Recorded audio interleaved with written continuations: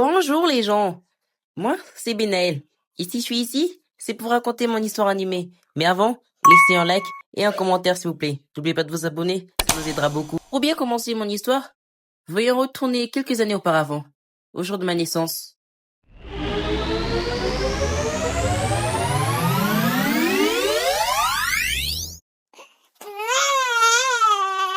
Waouh, félicitations madame, vous avez donné naissance à une belle fille. En tout cas, vous êtes forte. Moi, perso, aujourd'hui, si je n'avais pas tous avorté, j'en aurais eu 12, dit l'infirmière. Pendant ce temps, ma mère était là, criant et disant Dieu merci! Dieu merci! L'infirmière me donna ma mère. Elle lui dit de me choisir un nom. Elle dit Ouais, Benaël. Je vais t'appeler Benaël. Soudain, un grand fracas se fit entendre à l'extérieur. C'était mon père. Franchement, monsieur, vous êtes au service d'accouchement. Je sais que c'est votre femme, mais un peu de respect, s'il vous plaît. Mon père ne lui prêta même pas attention. Il était juste là, content d'avoir enfin eu sa fille, car ça fait des années qu'ils attendaient d'avoir un enfant. Quelle miséricorde! Ma fille est née. Oh. Alors, chérie, tu as décidé de l'appeler comment? Ma mère, répondit mon père. Il lui dit Benaël. Je lui ai appelé Benaël. Après leur retrouvailles, 3 jours s'écoulèrent. 3 jours et 3 nuits restées à l'hôpital pour que nous puissions enfin être libérés.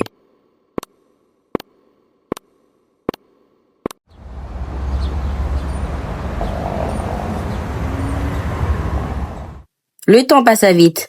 La petite Benaël avait désormais 4 ans. Et les années continuèrent à couler. Ces 4 ont été les meilleures années de toute ma vie. Mais soudain, fut arrivée cette année, 2006.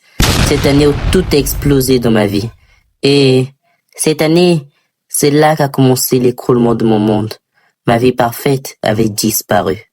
1 year later. J'attendais patiemment au salon, parce que ma mère m'avait interpellé. Je ne sais pourquoi. Quand je la vis arriver, et je dis « Maman, pourquoi m'as-tu appelé ?» Tout en m'écartant, pour lui faire de la place quand elle se rapprochait. Et elle dit « Binet, je serai encore absente ces jours-ci. Du coup, tu resteras avec ton père. » Il faut savoir que ma mère était une dame d'affaires qui voyageait presque tout le temps. Elle était commerçante, mais elle voyageait tellement qu'on dirait une dame d'affaires. Et cette fois, elle voyageait encore. Je ne savais pas pourquoi elle me le disait, car elle avait souvent l'habitude de me laisser seule à la maison avec mon père. Du coup, le lendemain, c'est mon père qui a dû me raccompagner à l'école. Il prit la voiture et m'y emmena. On avait un chauffeur, mais papa avait décidé de le licencier pour me raccompagner lui-même.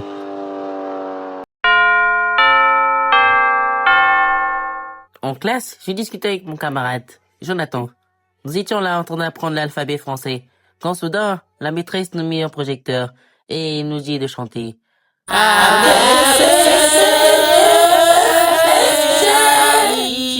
La cloche retentit pour annoncer aux élèves que les cours étaient enfin terminés. À la fin, certains sortaient en cours de récré et jouaient en attendant leurs parents. Vu qu'il était midi, c'était enfin la pause de mon père. Du coup, il vint me chercher, me raccompagner à la maison, tandis que lui repartait à son bureau pour continuer son travail. J'ai resté à la maison et quelques mois passèrent.